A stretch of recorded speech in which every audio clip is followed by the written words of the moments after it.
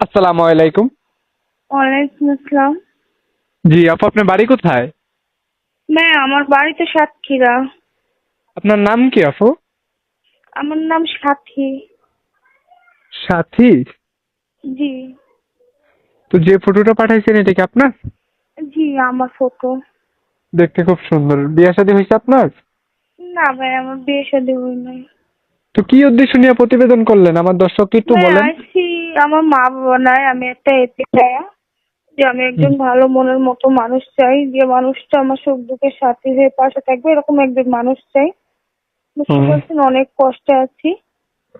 বুঝতে পারলাম। কোনো কাজকর্ম কিছু করেন নাকি না?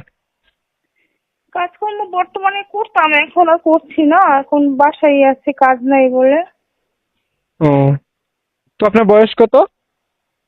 আমার বয়স 21 বছর।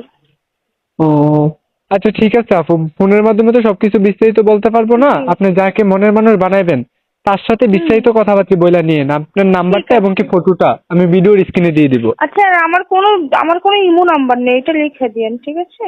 ও, আচ্ছা ঠিক আছে ঠিক আছে। আসসালামু আলাইকুম। ওয়ালাইকুম আসসালাম।